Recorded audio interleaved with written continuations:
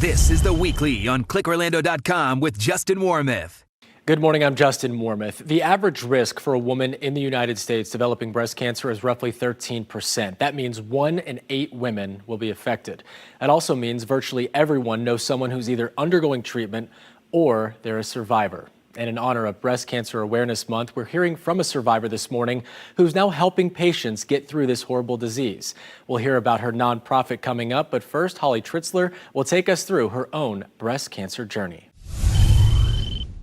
When you heard that you have been diagnosed with breast cancer, how do you take that and where do you go from there? Take me through the whole process.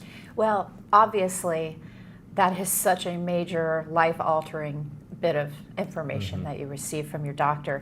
I actually had not been going and getting my mammograms on the yearly basis like I should have, and I felt something that didn't feel right. So I went in and had a mammogram, and then they called me back and needed to do a biopsy. And then I received word from my doctor that, you know, when they say they need you to come in and talk about it a little bit, I kind of knew it wasn't going to be great news at that time. So, and I remember her telling me, you know, you're going to need to take time off of work. I'm a sports reporter, so I was busy and traveling all over the United States and doing things like that. And I said, well, what about the PTA? I'm president of the PTA at my kid's school. She's like, no, we're gonna. It uproots your whole life. It really does. And to get that sudden news, and then the big issue for me became, how do I tell my children? I had a daughter in middle school and a son just about to start high school at the time, and so that was a big concern for me as well, as how to tell them. But I will say, from the time you're diagnosed to the time they want to start treatment, it's a very little bit of time. They typically, the doctors want to get right on it, and maybe that's a blessing in disguise because you don't have time to think too awful much about it. I remember going with my mom and one of my best friends to pick out a wig because I knew I was going to be losing my hair. And so I felt like I had that going in, so I knew my hair was going to fall out during the course of my chemotherapy. And at least I had that kind of as a backup. But the actual diagnosis to when I started getting my chemotherapy was very brief. I had to go in and have an operation to insert a port, which is how they administered the chemotherapy to me. So, and obviously, as you said, it just uproots everything in your life and in ways that you don't think. How do you tell everybody? How do you get prepared? How do you manage your feelings and going through with it when you're scared to death? And your support system and making sure that you have everything covered, I imagine, is so difficult. First, how long ago? It's been 6 years. 6 years, yes. Okay. And how did you tell your kids? How did you break the news to them? Well, I sat them down, obviously, and I just told them that I was really sick, that the doctors had found a situation and that I was going to need some treatment, and that the treatment was going to be tough on Mom, and that I may look a little different at times during it. I would lose my hair, but I assured them I had a wig, and it's kind of a big thing in the breast cancer community. Some people are like, oh, you don't need a wig, don't wear a wig, because they're so brave and they're so strong and they're unafraid of it. And for me, I wore one just because I felt like it kept things a little bit more normal for my children at the time. They wouldn't have cared. I just did it. Maybe it was a little bit more for myself. Stage 3, correct? Yes. Take me through that and what doctors told you. Had you not gone to them at that point when you did, obviously you would have liked to gone sooner, no doubt about that, but the differences in the stages and what the doctor's messaging was about what the next several years were going to look like as you recovered. Well, and I think that kind of speaks to the doctor telling me, we're doing this right now. Got to get to it. Stage 3, I'm also HER2 positive, and that's another thing that breast cancer patients are probably very aware of. It's kind of an extra thing that they have to treat you. I believe 8 out of 10 women are not HER2 positive. I was.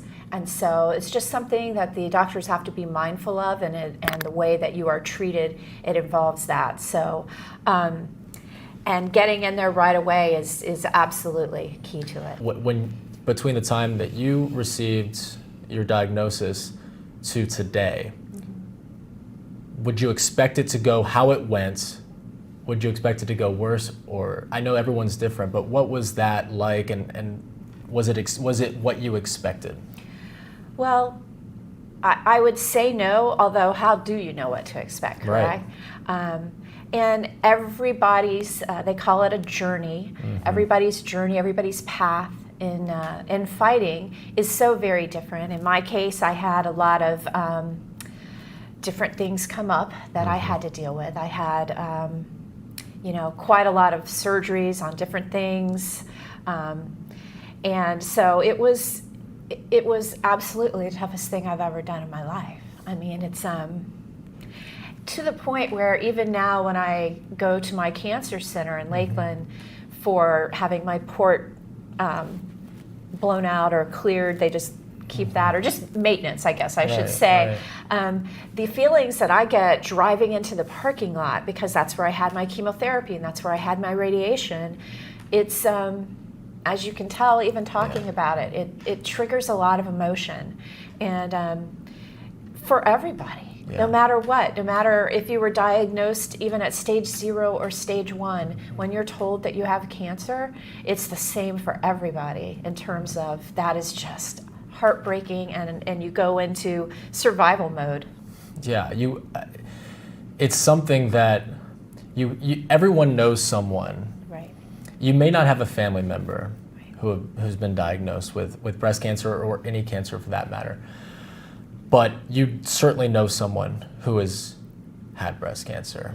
And, you hear from someone, I was able to go, ring the bell, and everyone wants to ring the bell. I mean, big day. That is a huge day. What was that like? What was that like for you, just on a personal note? Well, it was, sorry.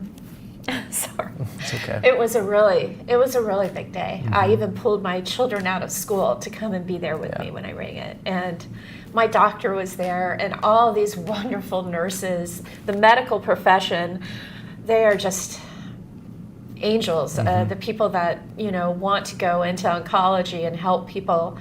It's amazing, but it's a very moving thing. And I rang the bell from chemotherapy, and then months later was able to ring the bell with my radiation. And it does feel like a triumph to be able to do that. I remember being very, very sick after my chemotherapy, and it was like all I could do to do it. But you find out a way to do it, and certainly having people there, it's important. What would you tell someone who is a young woman who perhaps, just says, hey, I feel healthy, seemingly, right? I mean, this is like it's a hidden danger that you just don't know what could be. So getting those yearly mammograms, so important. Absolutely important. And I would have considered myself one of those very healthy people. I didn't have any breast cancer in my family. I know many women where that is often the case. And I also know many women that I've met through the Breast Cancer Foundation of Central Florida where they have been diagnosed in their 30s. So I think in the old days we used to think of it as, when you're 50 or so you should go get checked out. I would argue that you need to go much earlier, and perhaps even in the 20s. And I think that that's kind of the general rule now with doctors as well, is that you need to be paying attention to this in your 40s and your 50s, and there's an argument to be made even sooner than that. And certainly if there are certain things that would make that more obvious, like some sort of family history. Coming up, Holly will tell us about her nonprofit, the Breast Cancer Foundation of Central Florida, and how they make life a little easier for patients. Stay with us. This is The Weekly on clickorlando.com with Justin Warmoth. Welcome back. Of course, October is Breast Cancer Awareness Month, a disease that affects 1 in 8 women in the U.S.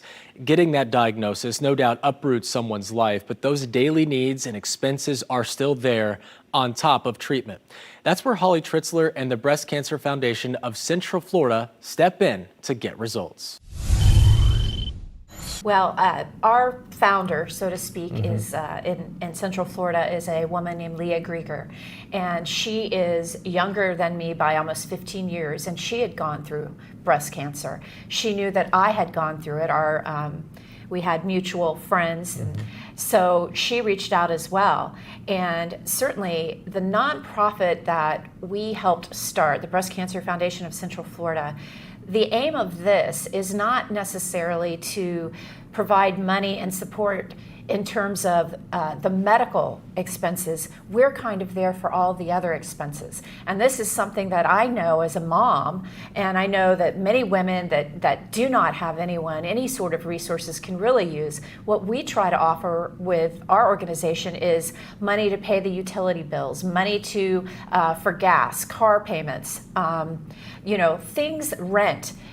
Things that your children may need, the things that all of a sudden when you get this diagnosis, you're kind of overwhelmed with. And obviously it does cost money. And so you're shifting the money that you have. And so we try to be there to help women with things that are kind of your everyday expense, so to speak. And it makes me feel really proud because it makes a big difference, especially like if you have a young child or something and it's time to register them for soccer. Well, I don't feel like we should have the money for that when I'm in breast cancer treatment. We want to be there to do that. We want to pay your electric bills. We want to help out with rent, things like that have to still happen, but that can just take a weight of worry off.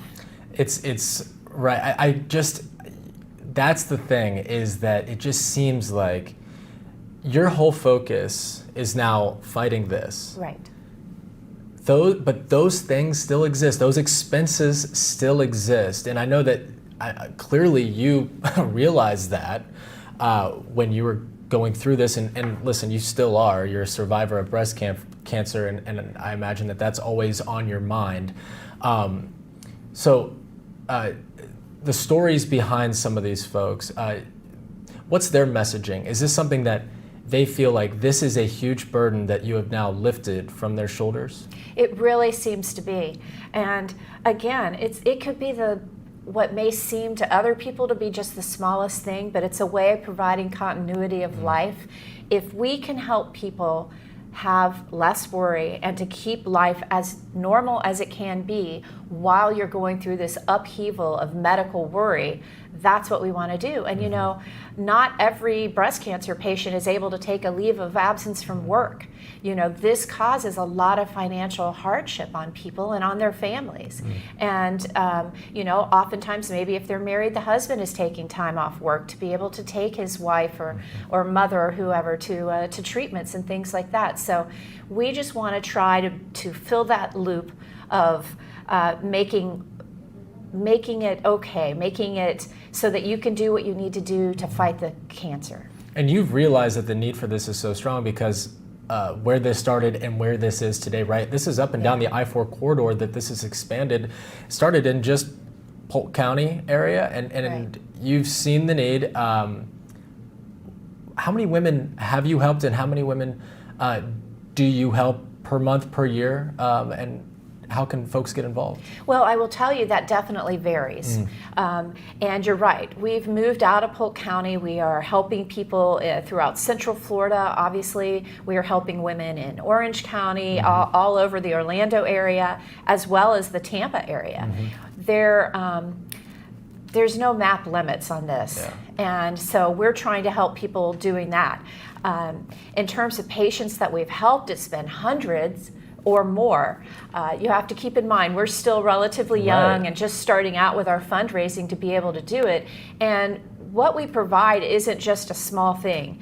Oftentimes it's months of rent or months of whatever it could be to help. So we're very proud that we've been able to do that and to make a difference. And that's what we're hearing. And we'd love to be able to grow our organization further in Central Florida because we are helping patients all over Central Florida. So that's our big thing. October, obviously, is Breast Cancer Awareness Month. So we have a lot of different fundraisers that we're doing, fun things, restaurants that will donate a certain portion to us and things like that. I feel like it's so important to be able to reach out to someone who has gone through this as well, right? That tight-knit community of breast cancer survivors is someone that, people get diagnosed every day and they need someone to lean on. And so to have someone that's gone through it. How important is that throughout the process, especially in the initial stages when you first get that diagnosis? That is such a great question, because oftentimes people now are starting to hear about our organization, but the first thing that we try to do, or they may ask to do, is, hey, do you have anybody that was diagnosed at blah, blah, blah? Yeah, we do. Or, Holly, would you mind speaking to somebody that's recently been diagnosed so that you can give some tips? Even it sounds silly, but that's kind of what you do. It seems like the natural thing to do is to go to the worst case scenario, right? I mean, that's human. When you're diagnosed, Diagnosed, absolutely. right? And so hopefully what we can also do is show people that have gone through a really rough regimen to get better and to provide that hope for them. Because to be honest with you, hope is the key to it all. And you really have to have it, and you have to find it. And I was fortunate. My mom would take me to my chemotherapy, and my children were there to support me, and my friend group. And, it really makes all the difference, that support. And sometimes it's also good to have somebody helping you, and our organization does that a bit. Sometimes it's nice to have somebody that is not directly right there to help you, to maybe tell you some tips, things you're going to do. I found out eating an Altoid was helpful while I was getting my pork flesh, because it makes you have these weird taste in your mouth. So I tell anyone that's about to go through it, make sure you have a little can of Altoids, little things like that, if you can just help in some way. All right, so I know folks are watching and they do want to help, or they need help. And you mentioned that you help as many people as you can. Obviously, you stretch those resources. So if someone would like to donate, what's the best place to do so, A, and B, if someone needs help and they feel like what you guys provide is something that they are lacking, what can they do? Where should they go? Well, we have a Facebook page, which a lot of people have Facebook, so they're on that. And again, it's the Breast Cancer Foundation of Central Florida, BCFCF. So you could Google or go on Facebook and find us that way. And you can Google to our website as well, BCFCF. And it will have information, it'll have contacts, it will have ways that you can donate, which we're always so grateful for, because to be honest with you, we try to give away all the money that we have. I mean, that's the whole point of our organization, to provide support financially as well as emotionally when we can. But all of the money that we raise, we want to give away. And what's really made a difference for me was the fact that we're doing that. We're raising the money in Central Florida, and all the money stays in Central Florida. It's not going somewhere in the United States. If you're helping us raise money, you can be rest assured that maybe one day your neighbor, maybe it's you're going to be the person that we can help, because the money stays here locally. And my thanks to Holly for joining us this morning. For more information on the Breast Cancer Foundation of Central Florida and how you can get involved, we have posted a link to their Facebook page on clickorlando.com/weekly. I'm Justin Warmoth. Hope you have a great Sunday.